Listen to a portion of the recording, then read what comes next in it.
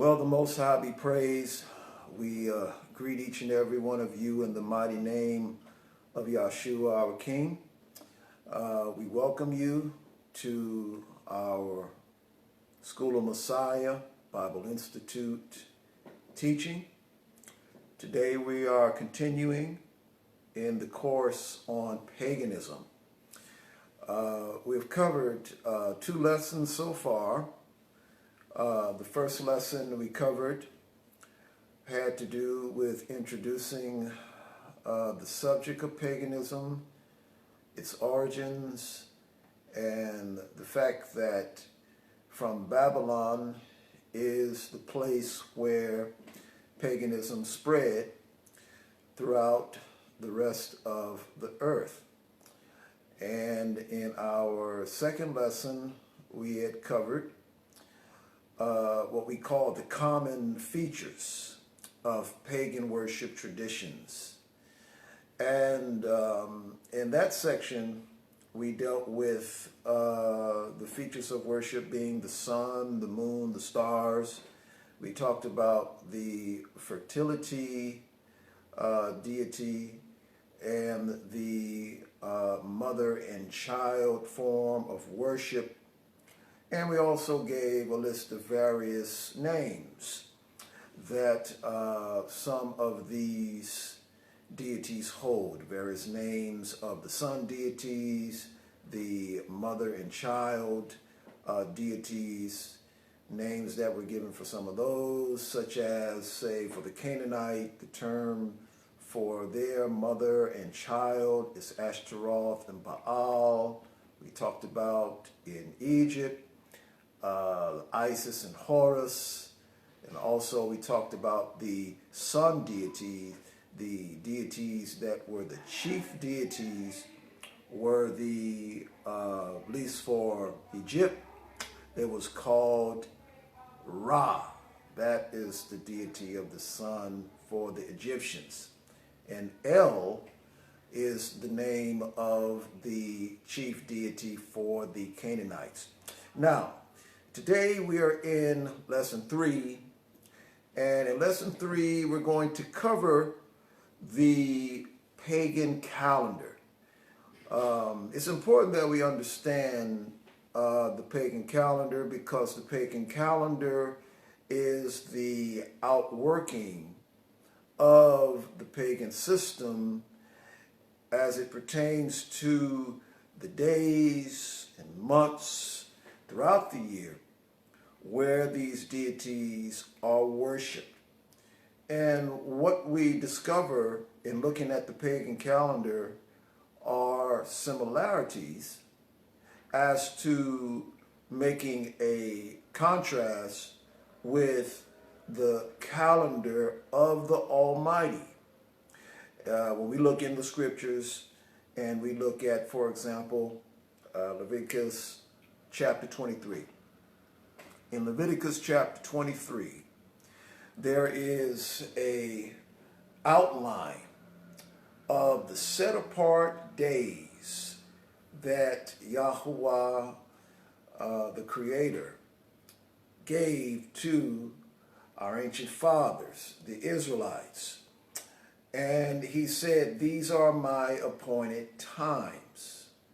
There was a weekly celebration, which was the Sabbath, and then there were 7 other set apart days throughout the year that the Almighty commanded for his people to meet with him, to regard as a Sabbath, a set apart time for worship, gathering, and honoring whatever set apart time that the Most High commanded, and focusing on what it represented. So we see that same kind of thing with the pagan religious system. There is a calendar.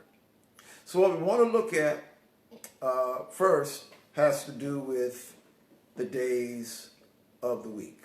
Now, as we look at the pagan calendar, we're not going to be looking into the Bible to get confirmation. We just know with reference to documents that has been researched And also because of continued acceptance of pagan names that are within the calendar that is used today, we find these elements of paganism continuing.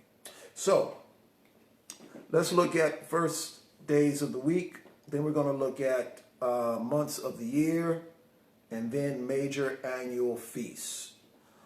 But what I do want to look at real quick, I do want to make a quick biblical reference, just for the sake of making a biblical reference, in Jeremiah chapter 44, verses 17 through 19. I just want to make this reference.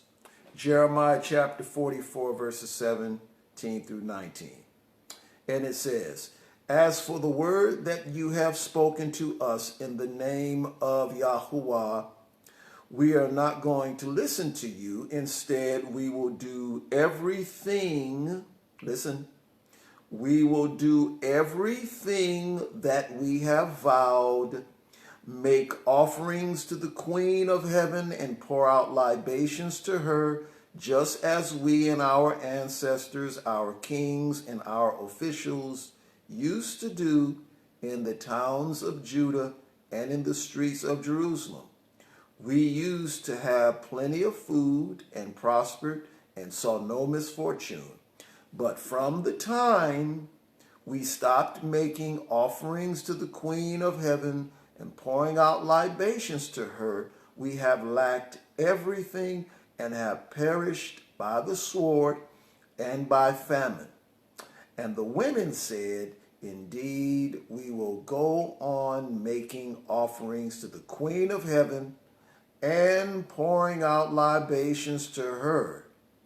Do you think that we made cakes to her marked with her image and poured out libations to her without our husbands being involved?" So here in this verse, I read this verse in the last teaching, and it's just basically a statement of how the backslidden Judean Israelites at this time, in Jeremiah's time, were responding to Jeremiah and telling him that, at least from their perspective, that when the time they stopped worshiping and honoring and making libations and cooking cakes to the Queen of Heaven, that they were in a situation of famine. The testimony of this reveals to us that our ancestors there were in this state of mind where they believed that their worship of the pagan deities within the pagan system was providing them with a blessed life. But in all actuality, it was the Almighty that had caused them to be impoverished, to have famine, and to not have a blessed situation. Now, I read this simply just to provide evidence that there was a system that was practiced, and it was an organized system of religion, and the performing of this religion happened during certain days of the week and during different times of the year. So let's look at days of the week. What we need to note in the pagan system is that the days of the week, they are named after pagan deities. Now, let's look at this. The listing of the days of the week. And we will simply take the names of the days of the week that most of us are familiar with in this Western English world. So, Sunday. Sunday is named after the sun deity. It's named after the deity of the sun. So Sunday is a day that is set aside in honor and worship of the sun. Also, let's look at Monday. Monday is named after the deity of the moon. So you have the sun being honored, the moon being honored. Now, as we discussed in the previous lesson, key features of paganism is the worship of the sun, the moon, the stars, the constellations, the creation. Okay. So on the days of the week, the first day of the week is given to the chief deity, which is the sun. Is this coincidence? No, it's not. This is the chief day of the week. Now, the whole schedule, days of the week, their arrangement that we have here is all based upon the paganism that was brought forth by the Romans. The culture of the West that we live in today is all Greek and Roman based. When Rome came to be the dominant empire, it brought forward its culture, its paganism and polytheism, and along with that, its calendar, its lettering system. So all of this is interrelated. So we see first day of the week, Sunday, given to the deity of the sun. Second day of the week, Monday, given to the deity of the moon. Now, the third day of the week, Tuesday, in the system that we are accustomed to, we have the name of the deity from Norway, or what would be called, or used to be called, Norseland. And the name Tuesday is named after Tui, which is the Norse deity. And this deity is Odin's son, or Woden's son. Now, the fourth day of the week, Woden's Day, we call it Wednesday, but it's actually Woden's Day. Woden is Odin. And this day of the week is named after Odin. Many are familiar with Odin who know Norse paganism. And the Norse chief deity, who is the king of the Norse deities, is Odin, or Woden. I need to say something about Odin just real quick. Odin was called by a couple different names, which are pretty much the same. But the name Odin is Wodan with a W. And another way in which his name is pronounced is Godan, or Godon, or Gatan. And the Celts, which lived in Northern Europe, which would be south from Norseland or Norway, they would pronounce Odin's name as Godon, or Got, G-O-T-T, or G-O-D. Those are the shortened names for Godon, or Odin. But Wodan is the term that the people in Scandinavia, Sweden, Norway, those areas up there, which is in times past called Norseland, they would call Odin Wodan. So, Woden's Day is where we get the word Wednesday from. There again, these are names of pagan deities that came to be a part of the names for the days of the week. The fifth day of the week, Thursday, is named after Thor. Thor is also one of the sons of Wodan. Thor. You know, Thor is a Avengers character and a superhero. And, you know, in that character, he is regarded as the son of Wodan, or Odin.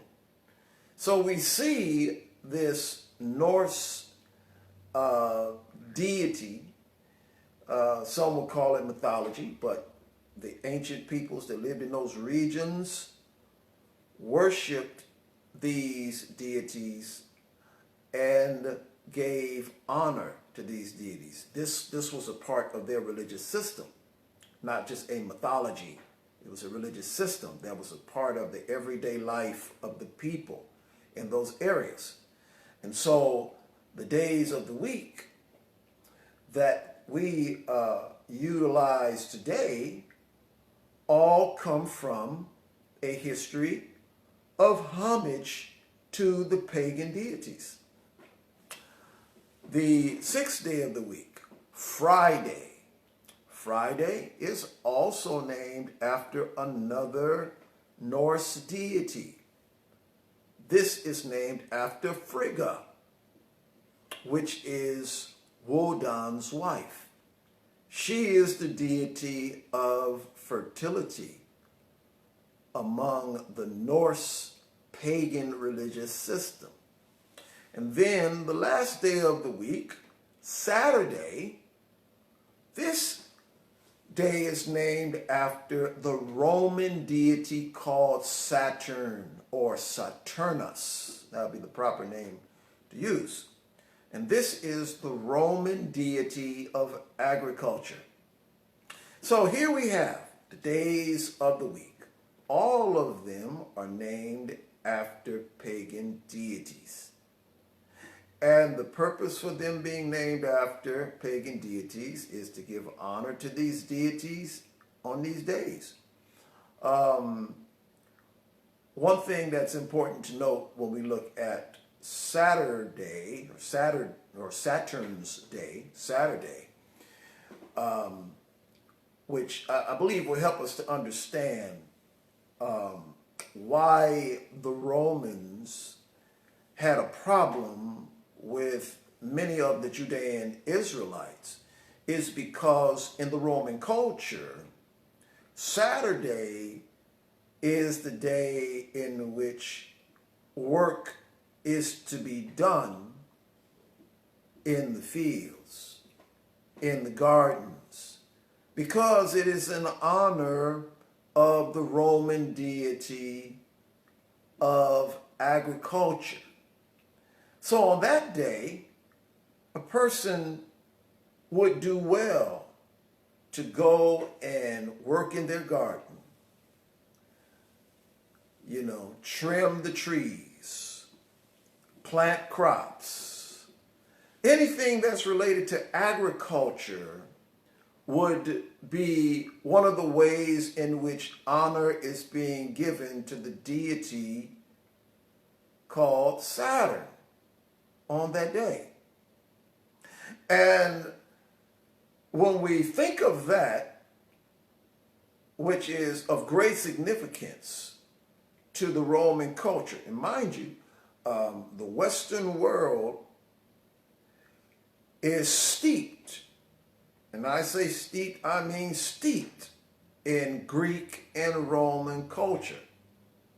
So on this particular day, you find people being involved in things related to agriculture. Even today, mind you, what day of the week do you find most people going out, taking care of their yards, mowing their lawn, trimming their bushes, pruning their flowers? What day of the week do people find themselves doing that? Saturday. Is that a coincidence? No, it's not a coincidence.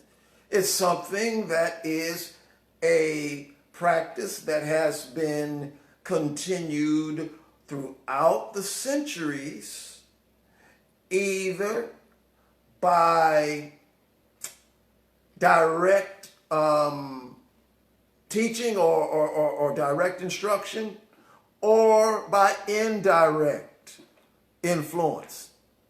You find people are out in the yard on Saturday. Now, most people in this culture probably do not testify to the fact of worshiping pagan deities. They probably would not testify to that because most people in the Western world have adopted a belief system that is commonly called Christianity. But culturally, what has been carried over is still a Roman pagan cultural way of doing things. So with that in mind, knowing that the Romans honored the deity of agriculture on Saturday, it would cause them to be in conflict with what they would see occurring among the Judean Israelites, because the Judean Israelites would be keeping the Sabbath on what is commonly called Saturday, the day in which specifically work is to be done in honor of the deity of agriculture. Is the same day that Judeans, Israelites, will be keeping the Sabbath and doing no work at all. So you can see a conflict of cultures when you look at the pagan system and the Hebraic system. Because for the pagans, the day that they regarded as their Sabbath was the first day of the week, named after the deity of the sun. So here you have the days of the week. And with these days of the week, it's important that with each one of these, there is a spirit that is associated with each of these days of the week. And it's important that we note that. For example, as I mentioned, what do most people do on Saturday? They go and work out in the yard, okay? What about Friday? What do people do on Friday? Friday is party night. Friday is the day when people go and have a good time, so to speak. That's when they go and they will get drunk, go to the bars, party hardy. They'll go to frequent places where they will involve themselves in promiscuous sexual activity. I remember, when I was much younger, and I would hear people talking about going to the club, and they would call the club the meat market. That's what they called it. Why? Because that was a place where you would go. If you were a guy, you would go and find you a woman in hopes of having a night of sexual pleasure. So I'm just keeping it real. This is what they would do. It was a spirit on it. But there again, Friday, Frigga. Frigga is the deity of fertility. And for those who are familiar with the pagan system, as it has to do with the deity of fertility, that always involved sexual promiscuity. Always. That's just a part of the pagan system in honoring the deity of fertility. So these are the days of the week. Now let's look at the months of the year.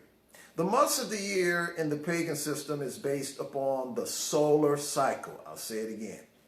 The months of the year based upon the pagan system is the solar cycle. Now, why is it the solar cycle? Because the chief deity of the pagan religious system is the sun. So it's important that we understand,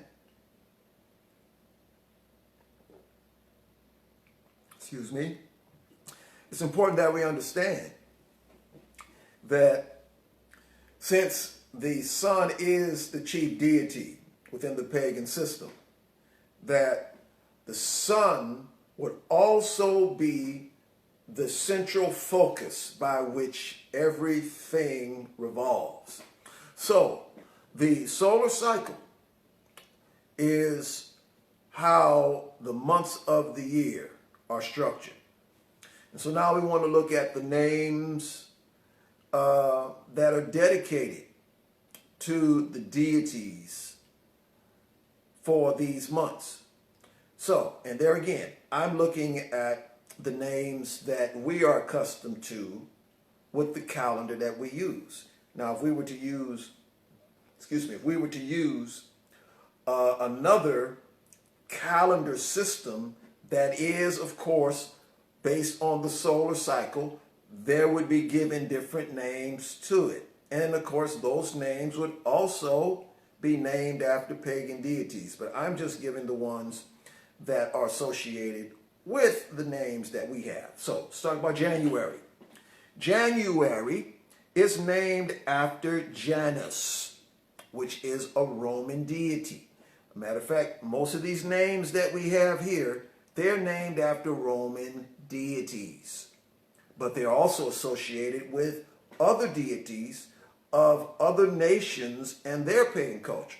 So, January is named after Janus, which is the Roman deity, and is also dedicated to Nut. Nut is one of the deities of Egypt. February is dedicated to Astarte, right? Astarte is the same deity of the Canaanites, which name is derived from Ishtar, Babylon. March. March is named after Mars. Mars is another Roman deity. Mars is a deity of war. And it is also dedicated to Ostara. Ostara is also another deity that is named after Ishtar. It's derived from the Babylonian fertility deity Ishtar.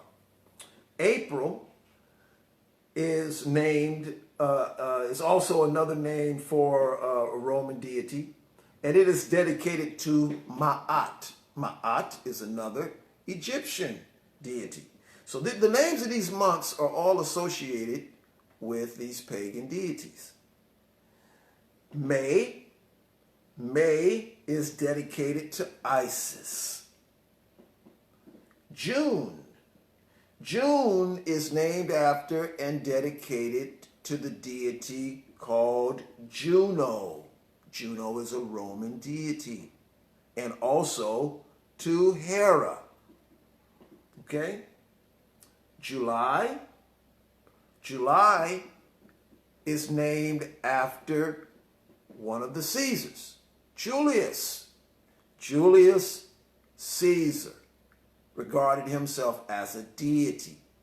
And also, the month of July is dedicated to the deity, the Egyptian deity called Sekhmet. August is named after Augustus Caesar, another individual that saw himself as a deity. All right? Now we have September.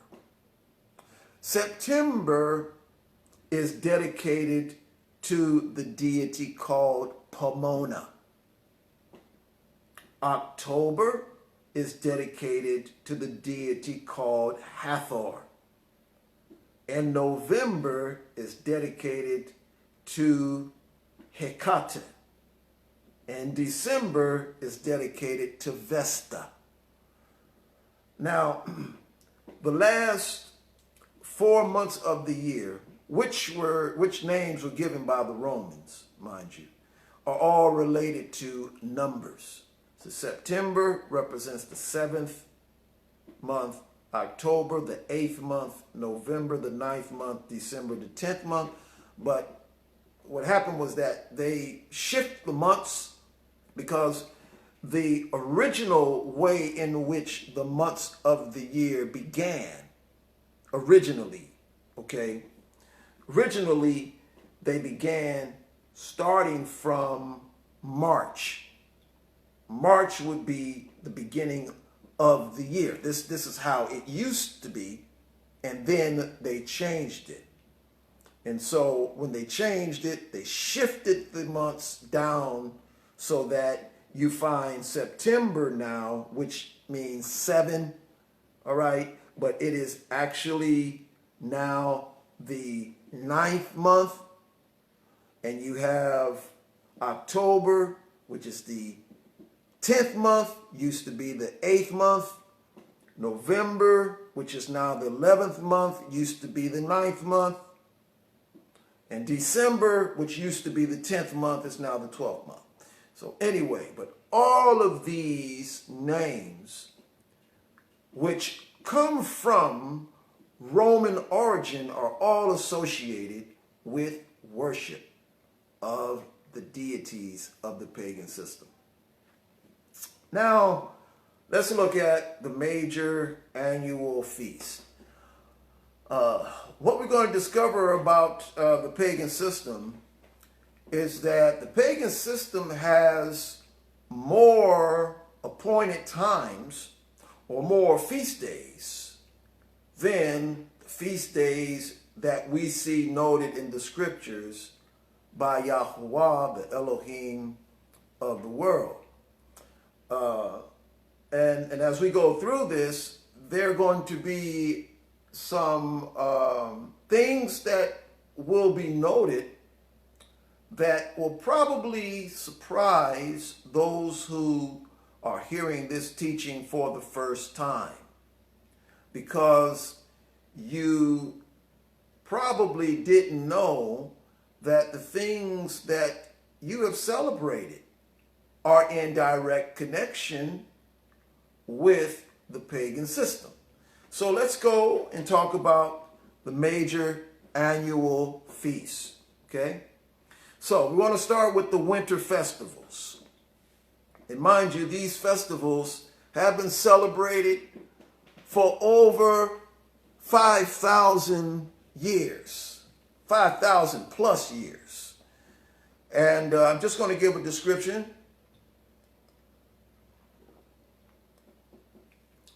Because it's important that we understand the origins of these festivals and to see how that a lot of the practices here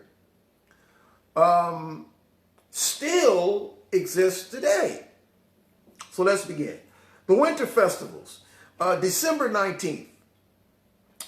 December 19th would be the return of the sun deity. This would be the Druid festival of Alban Arthuan. So in the Celtic Druid festival, they would begin to start their festival of the return of the sun deity. This was the time of preparing for the winter solstice. Now, solstice is commonly known to begin on December the 21st, moving through to December the 24th. So it normally begins on either the 21st or the 22nd, and then it would end on the 24th or 25th, at which time the sun would begin to increase its daylight, or in other words, the daylight will begin to lengthen after completing its period of as you would say, being shortened.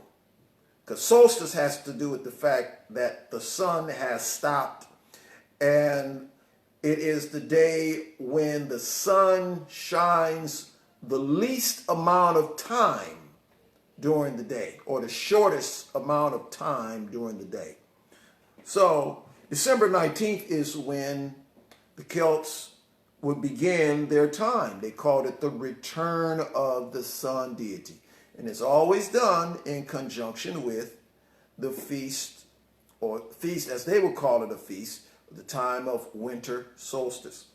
Also, December the 21st through December the 25th is the old Egyptian festival of Isis.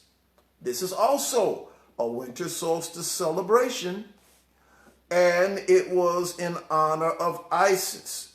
And what we need to understand about this, the reason why it was in honor of Isis, is because this was the time in which Isis would bring forth Horus. It was the time in which Horus would be born. So let me just read this. The old Egyptian festival of Isis, the Magna Mater. The Magna Mater means the mother of Elohim, and the mother of all. Magna means the large, the big, the great mother, the high mother. Okay, so she is the great mother, the mother of all, the mother of Elohim, and this festival is in honor of Isis because the Magna Mater, as what she was called, the great mother, is giving birth to the deity Horus. So in this winter solstice celebration, December 21st through December 25th, in the Egyptian system, is when Isis would be birthing Horus. Horus is regarded as the deity, or the sun deity, son of the chief deity Ra. Because the idea during the winter solstice period is to honor the resurrection of the sun deity, and or to honor the one that represents the reincarnation of the sun deity. So Horus represents the sun deity being born anew through him. So during this time is when Horus would be born. So when the 25th of December is celebrated, this period of the 21st through the 25th, that's the time when Isis is honored and Horus is celebrated. The birth of Horus is celebrated. We also have December 22nd being the beginning of the winter solstice. Okay? And of course, the solstice is celebrated in conjunction with the other two winter pagan festivals that I just mentioned. Also, on the 24th of December, this is what's called the Celtic tree month. The month of reed ends. It's called tree month of elder begins. So the month of reeds ends and the tree month of elder begins. So you have the Celtic tree month during this time, December 24th. So during this season, in conjunction with winter solstice, you had the trees. And during the time of the tree month, you had the decoration of these trees. This is what happened within the Celtic religious system. And all of it was in conjunction with the winter solstice and honoring of the return of the sun deity. Okay? It's very important. Because as we mentioned about December 19th, about the return of the sun, which is a Druid festival, the Druids were Celts. They lived in that land of Northern Europe, all throughout the area of Northern Europe, throughout the area of what is now called the United Kingdom in Germany, and in those areas, the Netherlands, all of that area.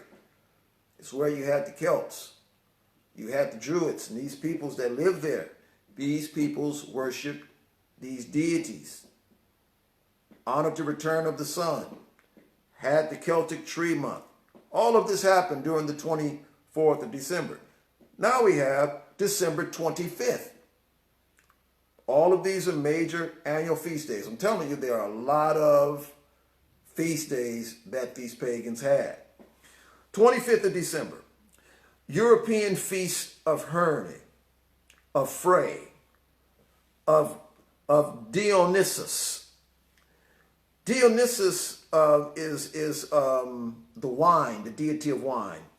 All of these were the birth of the deity, the light of the world. European feast of Herne, Frey, Dionysus.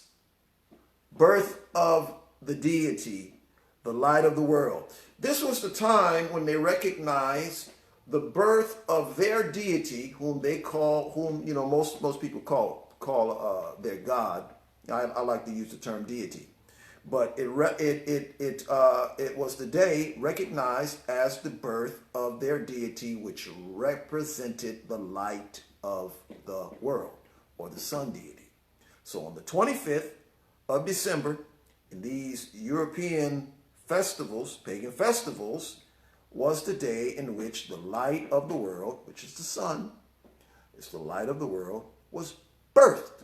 The birthday of the light of the world. Now, from December 25th through January 5th, you have the Norse Yule celebration. This is a celebration which the people in Scandinavia, what we call Scandinavia, that area now, the old name would be Norseland. The Norse Yule was celebrated. The Old Norse festival honoring Frey, as I mentioned a little earlier, just a while ago, December 25th was a time when there were these European festivals. One was called Herne, and Frey is another. Here in Yule, Frey is honored, and Frey and Freya, these are deities of fertility. And they honored and celebrated the newborn Baldur. Baldur is regarded as the deity of light, with evergreens, fires, and feasting.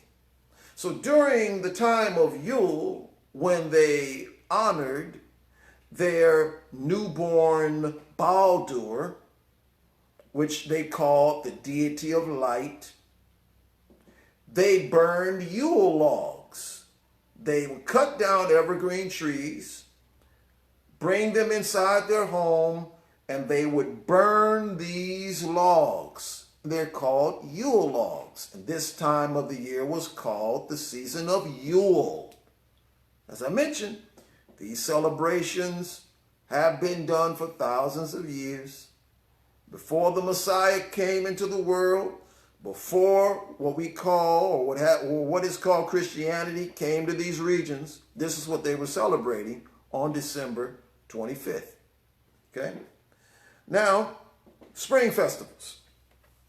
Spring festivals. We just talked about the winter festivals, and all of that centered around the time of the 21st or 19th of December throughout to January 5th. Also, one of the things I didn't mention in here has to do with the Saturnalia celebration that the Romans celebrated. And the Saturnalia festival that the Romans celebrated, that festival began December 15th all the way through to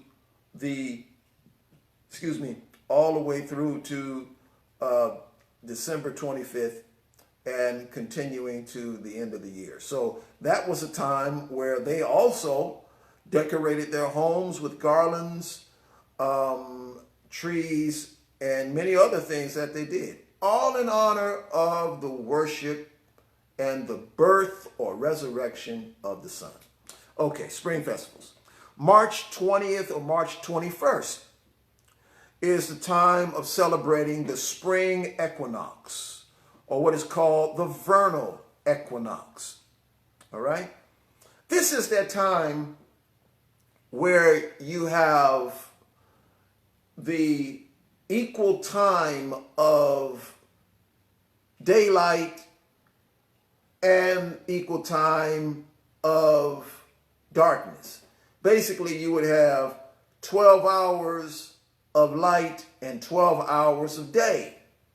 That's the equinox. When that happens, there's a shift. And what starts to happen is that the daylight begins to increase greater than the darkness. And this happens around about March 21st. And this is where we mark it as spring. So during this time, since it's regarded as a time of spring and new beginnings and all of that, worship will be given to the fertility deities. So during this time, the deity called Ostara, which is a fertility deity. I mentioned Ostara. That name comes from Ishtar, which is the Babylonian fertility deity. And it marks the beginning of spring. This holiday represents the first creation, but also the annual creation. So planting, crops grow each year. And most symbolic, the perpetuation creation or the perpetual creation. And during this time, there are fertility symbols that abound, such as eggs and rabbits. Eggs and rabbits were the #1 fertility symbols represented during this time of spring. And here are some of the other celebrations during the time of spring. March 29th. This is the festival of Ishtar. The Ishtar festivals occur March 29th. That's done in Babylon. Also the festival of Delphina. All right? The festival of Delphina is celebrated by the Greeks. This is one of their fertility deities. March 30th, we have Ostar's Day. This is the Germanic festival of fertility. This Ostar, it's actually spelled E-O-S-T-R-E. It's actually Eostar. This is where you get the name Easter from. This is Easter here. It's originally in the German language, it would be pronounced Eostar. But this Easter. So Easter, which name is used primarily in the Germanic, European, Celtic areas. That's the pagan fertility celebration. And there again, eggs and rabbits are those symbols. Right? I'm not making this stuff up. This is history. This is documented. This is, the pagan system. So, also on April 22nd, okay, so in March and April you had these celebrations going on. April 22nd, regarded as Earth Day, a day to honor the earth and to meditate on the deity manifesting as Mother Earth. So anytime you hear the term Mother Earth or Mother Nature, those phrases are connected with the pagan system in honoring the creation, in worshiping the creation, because the worship of the creation is the foundation of paganism. All right? It's important that we understand the origins of these terms, these statements. It's connected to the pagan system. Also, the festival of Ishtar occurs on April 22nd as well. And also in Japan, all right, you have what's called the festival of the divine couple. Coupling, that has to do with sexuality. And the whole fertility worship, as I mentioned, it had its resurgence in Babylon after the flood, but then spread to the four corners of the earth. And so you had the same fertility system of worship going on in Japan, just like you had going on in Babylon, in Europe, in Canaan, and in Egypt. It was going on during the same periods of the year. This springtime celebration is during March and April. So now let's talk about the fall celebrations. We're going to close this with the fall festivals. So the fall festivals occurred during the last day of October, during this time where you had your fall celebrations. And these celebrations were in honor of the deity of death, or the deity of the underworld. So we're going to look at this celebration on October 31st. It is called Samhain. And Samhain is the Celtic New Year and feast of Ceridwen, which is the deity of death. It's the female deity of death. So this celebration is all associated with giving honor and homage to the deity of death. All right? Another name that came to be popularized that stemmed out of this Day of the Dead is called Hallow Mass. Now, Hallow Mass and Halloween, these names are the terms given by the Roman Catholic Church that basically is a Christianizing of the pagan Day of the Dead celebration. Okay? And this began on October 31st. Another one of the names of the pagan deities on October the 31st, which is also representative of the deity of death and darkness, is called Beli. Beli is the Holly King, the deity of the waning sun. Now, the deity of the waning sun basically represents darkness. So anytime you think of death, you also have to think of darkness. So the deity of death and darkness is what is honored in the pagan system during this time. The fall festivals. Why is that so? Because in the fall festivals, naturally, within nature, things begin to shut down. It's the time where everything is dying. Trees are losing their leaves. The leaves get brown during the autumn, and then the leaves fall off the trees. And everything looks like it's dead. You'll see trees that have no leaves. Things begin to hibernate. So the focus is on death and darkness. And the sun loses its daylight time. It begins to decrease. And you have less sunlight and more darkness of night. This is what happens during the fall, winter time of the year.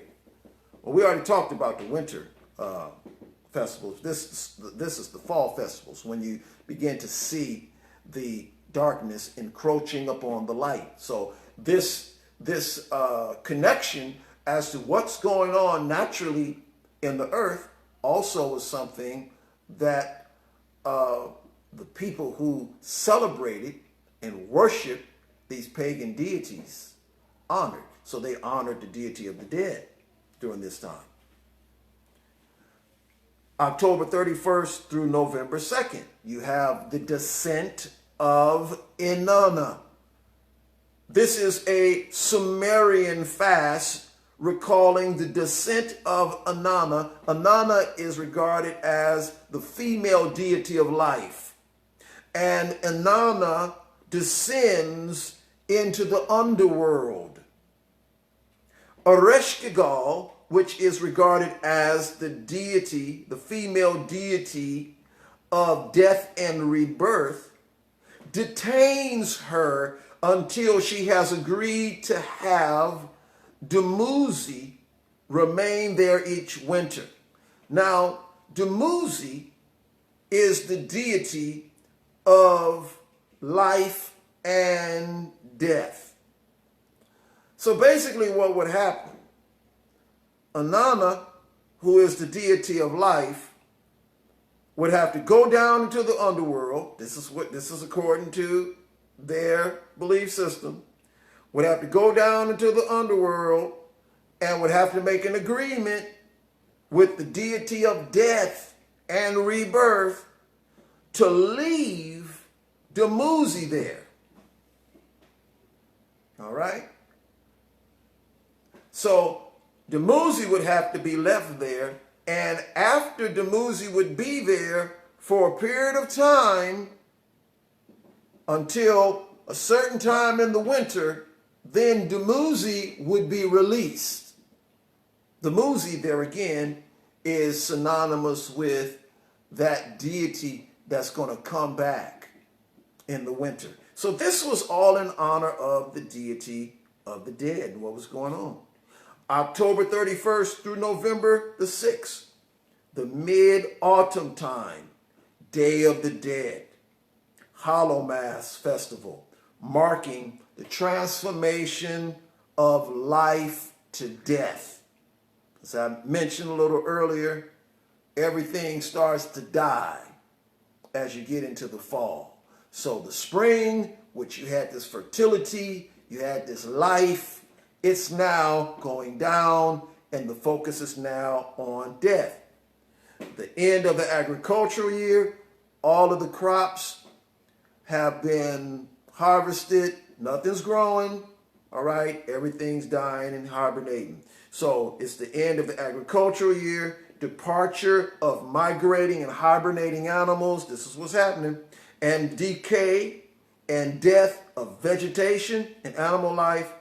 It's observed by remembering departed ancestors and contemplating on one's mortality. Now, one of the ways in which they remember departing ancestors has to do with, at least in the practice of Samhain, they would leave out food for the souls of the dead on October the 31st. Because they believe that on that day that there will be a opening. There was this time where there was an opening between the two worlds. You had the unseen world and you have the seen world.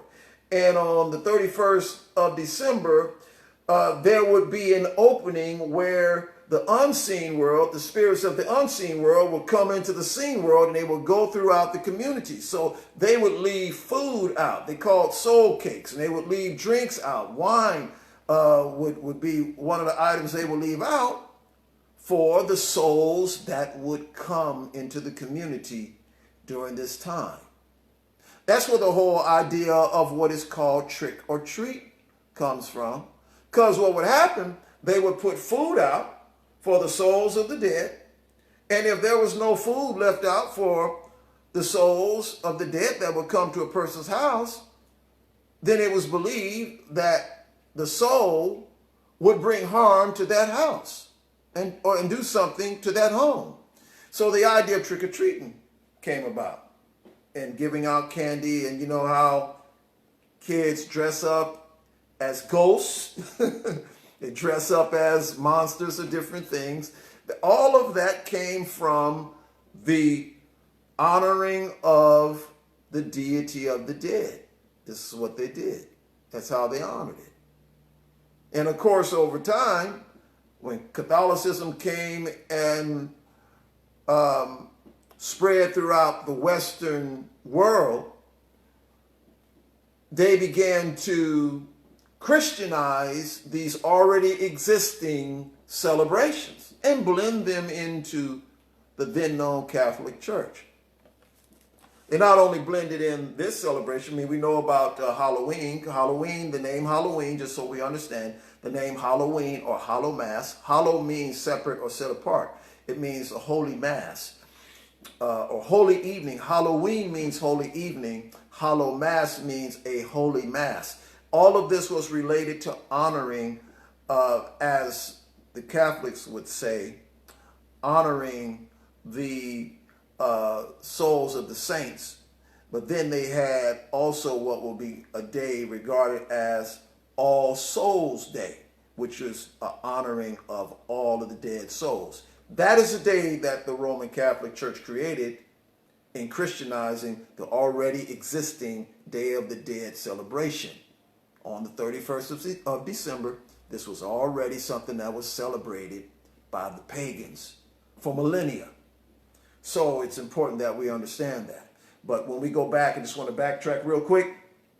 When we talk about the winter festivals from December 19th through December the 25th, all during that time where you had the tree month in the Celtic system, you had the decoration of homes, you had all of these things going on, and it's too much information for me to go into all of the details with regard to what they were doing. Say if I was to mention about mistletoe and mention about the whole deal of flying on reindeer and all that. I mean, if I was to go into all that, that's a lot of detailed information. But that information all comes out of the Norse system of paganism in their winter celebrations when they would celebrate Yule.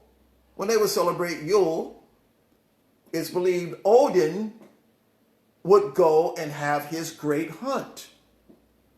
I mean, this is things that were done. So all of these things that are a part of the winter celebrations, for example, what is commonly called Christmas, which happens on December the 25th. That is a Roman Catholic Christianizing of the winter solstice Saturnalia. The Roman Catholic Church took an already existing celebration of Saturnalia, which was occurring from December the 15th through to the end of the year, and highlighted on the 25th of December, which is the celebration of the birth of the deity of light. The Celtics were celebrating that on the 25th of December. You know, all of them were celebrating the birth of the sun. The light of the world is what the pagans referred to it as. On the 25th of December, the Catholic Church Christianized it and said Yeshua, commonly called Jesus, that his birthday is on the 25th of December, and they honored him now as being the one to be worshipped. But all of it was a Christianizing of already existing pagan traditions. So it's important that we understand paganism, we understand the background of it, we understand these practices, and understand the festivals. This is very important because this helps us to identify the system of paganism and the fact that these practices are still alive in Western culture. It's really big, but also in Eastern pagan cultures and pagan systems. It is alive and well throughout, and has been alive and well for millennia. So it's important that we're able to see it. And then now that we've seen it, we have to now come to terms with the fact that much of what came out of paganism has been blended into the present day Western Christian culture. And in making that examination, it places a challenge upon the believers who claim to follow the scriptures of the Elohim of Abraham, Isaac, and Jacob, to have to really examine your practices. Because much of what is practiced on the same days as the origins of these pagan religious systems are celebrated in conjunction with a manufactured, and I say manufactured because the Roman Catholic Church system created these days, such as Christmas being one of them, Halloween being another. They created those days with full knowledge that Yahshua was not born nowhere close to the winter season, and honoring the things of Elohim in conjunction with already existing pagan celebrations. It's important that we need to look at that again, those of us who are believers. Because these scriptures are very plain when it speaks about abstaining from the worship of the creation and not participating in the customs of the nations. So I want to close on that note. And let us pray. Abba Yah, thank you for this opportunity to share these things and to make your Talmudim, your disciples, aware of the pagan religious system, its calendar, and practices that are still very much a part of the world today. Help us to understand that these things have no place among your people, or at least shouldn't have any place among your people. Help us to understand that according to the scriptures, you have made it very clear to us that you detest these practices and you detest the practicing of these things that are connected with pagan deities and are of pagan origin. May you strengthen and may you encourage us as we have been enlightened so that we may make biblical choices that please you. We thank you in the mighty name of Yahshua. Continue to strengthen and educate your disciples, your people, your Talmudim, that they may be equipped to live according to your commandments and to share with others as they make disciples. We bless you in Yahshua's mighty name. Amen. Well, I trust that this teaching has been enlightening and that it has caused you to think.